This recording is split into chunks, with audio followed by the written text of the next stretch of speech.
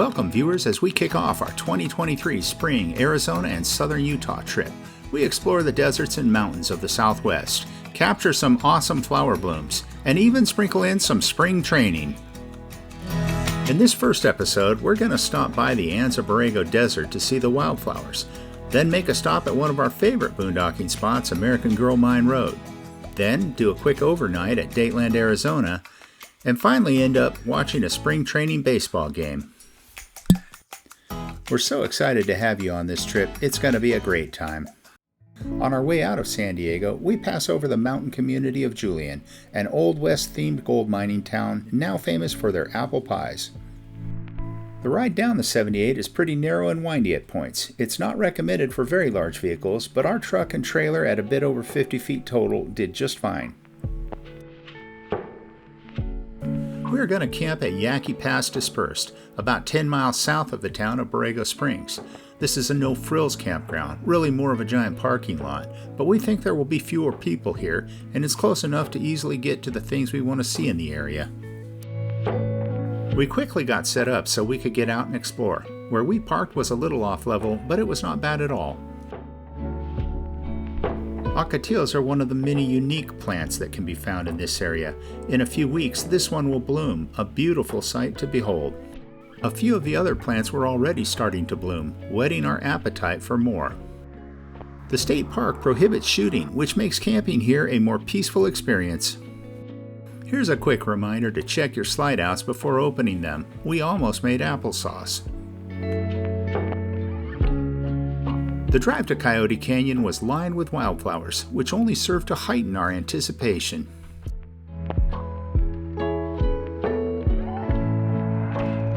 The usually barren desert was transformed into a colorful oasis, with flowers of all shapes and sizes. We saw California evening primroses, desert sunflowers, and desert sand verbena, to name just a few. Of course, this is still the desert, and you need to be mindful of where you step. With over 1,000 different species of flowers, the Anza Borrego Desert has more than any other desert in the United States.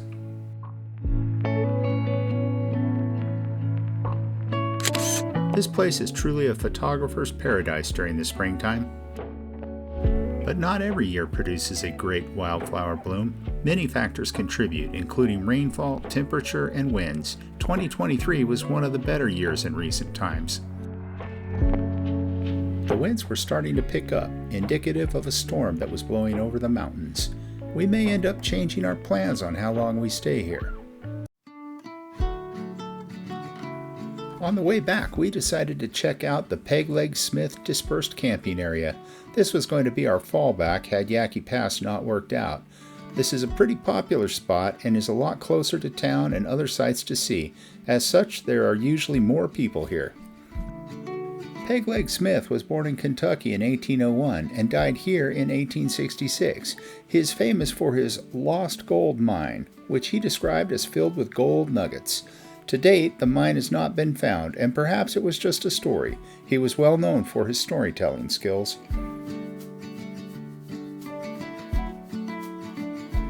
We headed back to camp and got ready for dinner. We could see the storm was continuing to roll in.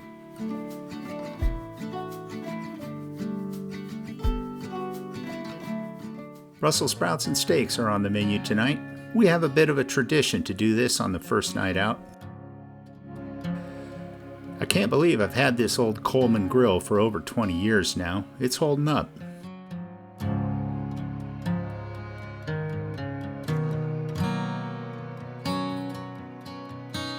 We get the USDA prime cuts from Costco. They're great, but usually too large, so we end up saving some for the next day. Steak and eggs is always a welcome breakfast. Served with some local red wine, this is a delicious and simple to prepare meal, and one of our favorites.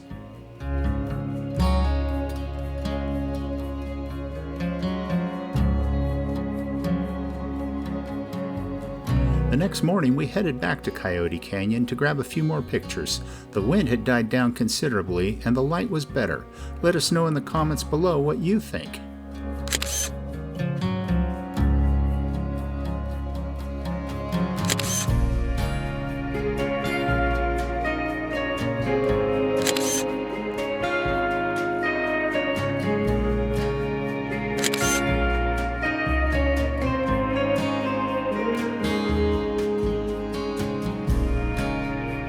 Our next stop is the Sky Art Metal Sculptures Collection.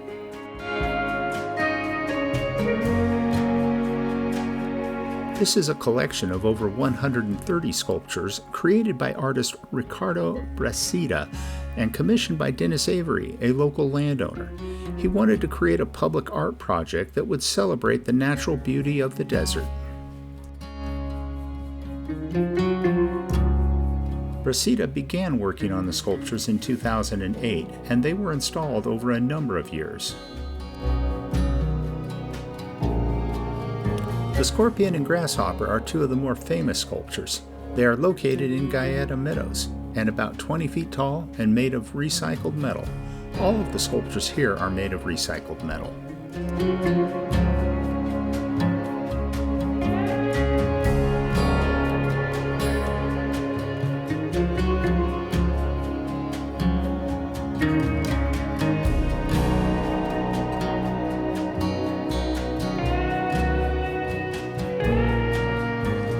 There's a woolly mammoth. In fact, there are two of them.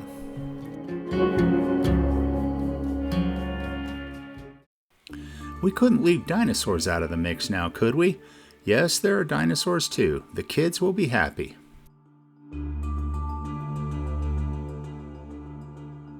Perhaps the most famous sky art sculpture is the serpent. At 350 feet long, it is the largest sculpture in the Gaeta Meadows and weaves in and out of the sand and even spans a road. The sculpture is inspired by mythical creatures and is a combination of a rattlesnake, a sea serpent, and the head of a Chinese dragon.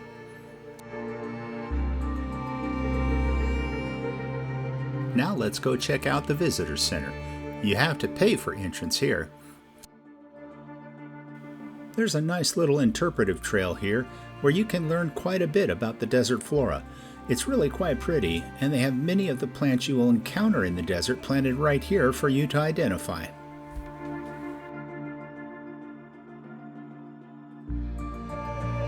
A small amphitheater exists here, not to be confused with the larger Borrego Palm Amphitheater. These cholla cactus in front of us, notorious for their jumping needles. The visitor center itself offers a lot of exhibits inside and is especially welcome as the temperatures here start to soar into the hundreds. This cactus is getting a head start on the bloom.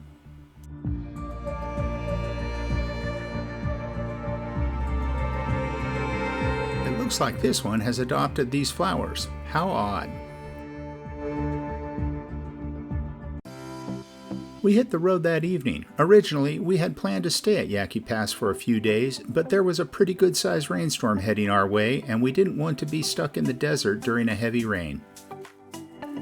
It's only about 120 miles or so to American Girl Mine Road, which is one of our favorite boondocking locations. And while the wind is supposed to get quite strong here, the rain is forecast to be less than 1/4 of an inch, which is quite manageable.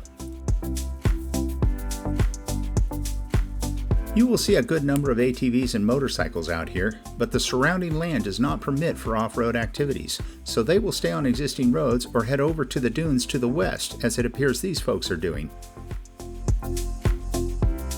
We have grown fond of a spot towards the back of the camping area. While it's a longer drive up the dirt road, it's well maintained and not too bumpy. Hey, what's this? This wasn't here the last time we visited, about a year ago. We carefully point the trailer into the forecasted wind direction. Someone spent a lot of time on this fascinating rock art. If you know the history, please leave us a comment below.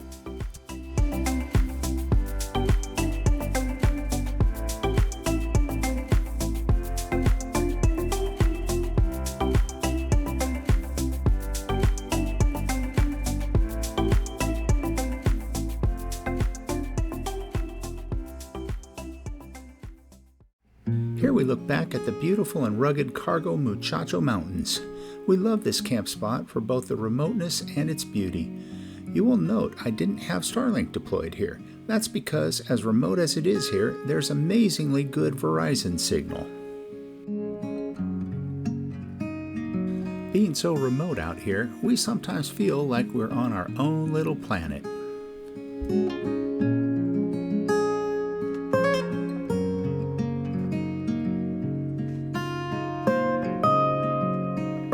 There are some great sunsets out here too.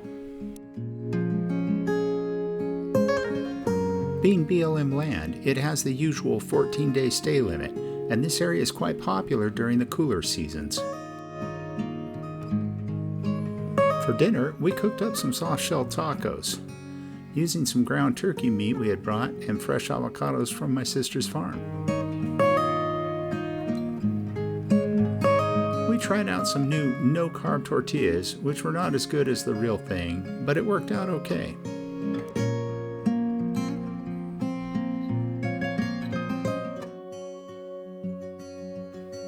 Let's head over to see the Tumco historical townsite. This is just a few miles up Ogilvie Road. There's not much left of the townsite these days, but it's interesting to see nonetheless.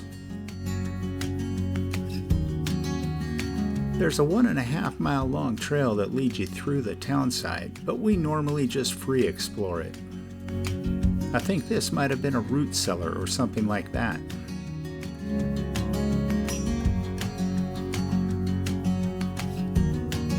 This is a great place to put the drone up and explore the further reaches.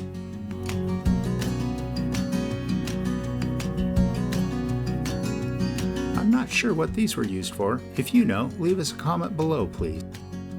I find it amazing just how little vegetation there is on these mountains. It seems to be a combination of climate, soil, terrain, and perhaps all the mining that's gone on over the years here. You can see some folks boondocking up here in the distance as well.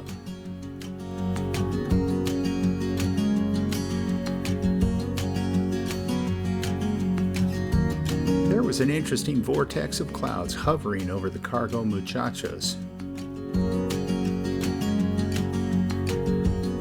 And a bit later on, it started to rain, but it never got heavy.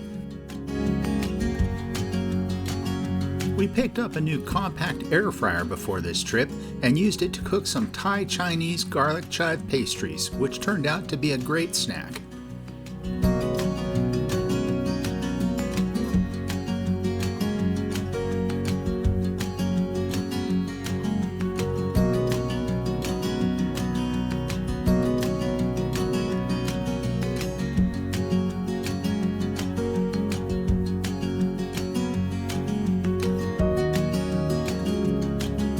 We were treated to a wonderful sunset that night, as is often the case here.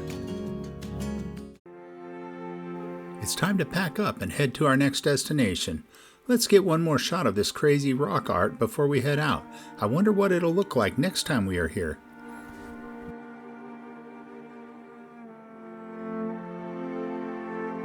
The storm has cleared, and the sky is a beautiful shade of blue with fluffy white clouds.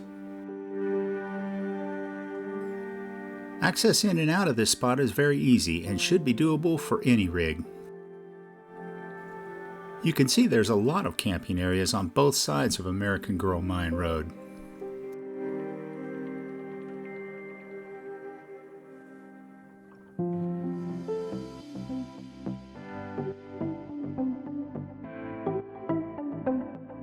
We were only about 20 miles from the Arizona border.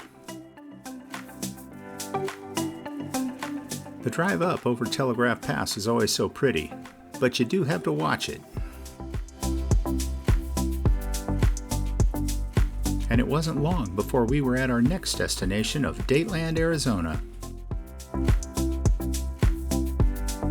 Dateland, as you might have guessed, gets its name from the date palms that are grown here.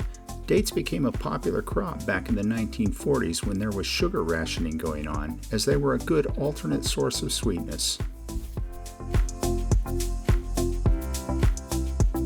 We stopped in for gas, and of course, some date shakes, for which they are famous. Inside, you'll find a food mart with some specialty and gourmet products, as well as a gift shop with a wide assortment of items. Of course, they sell dates. And finally, we find the date shake counter.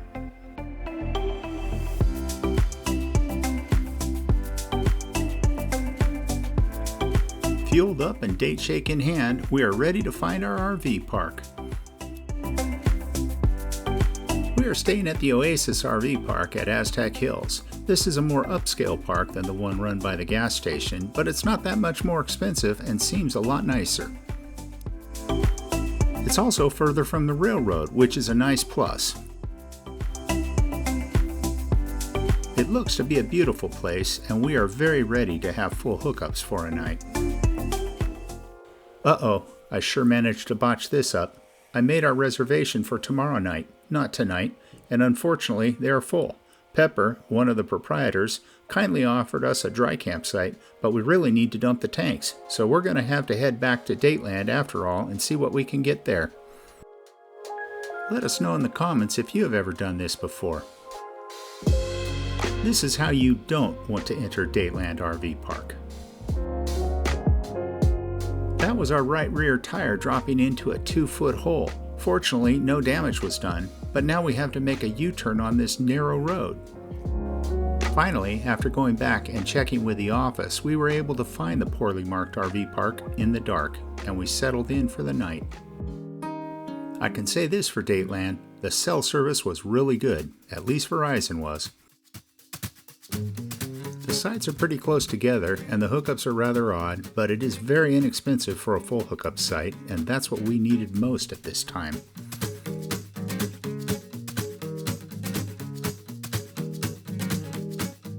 Then there's the train.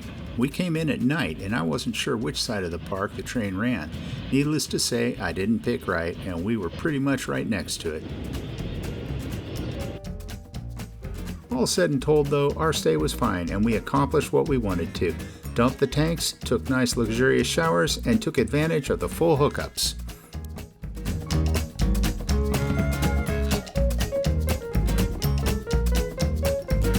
Continuing our travels, we passed through the town of Gila Bend. This is another place you might overnight if you are traveling on I-8.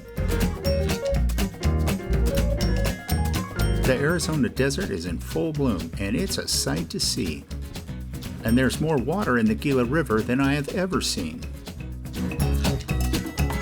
As we get on the I-10, anticipation of watching a baseball game starts to grow. I had contacted Peoria Sports Complex earlier to make sure we would be okay parking the RV there during the game. They don't allow overnighting, but they do accommodate RVs during normal hours. Our plan is to get there early so we're not fighting other traffic trying to ingress the parking area.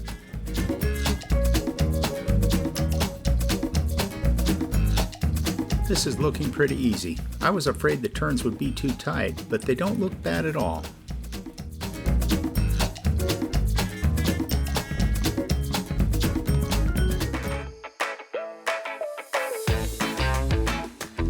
Despite what I was told, they are not collecting money here. They told me it would be $10 to park an RV, which we were happy to pay.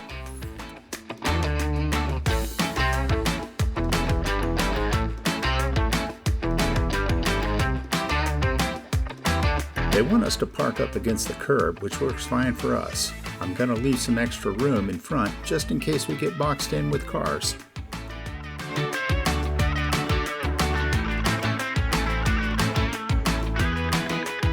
It's just a short walk into the stadium from here, and the trailer is close enough we can easily come back out if we need something. Well, we made it. It's good to be in the ballpark again after 2 years. We enjoy the intimacy of spring training games and try to squeeze one in during our travels when time permits. Another really nice thing about spring ball is that you can get very nice seats at a fraction of the price of regular games. Here we are sitting just 8 rows from the front, and I think the tickets cost us $40.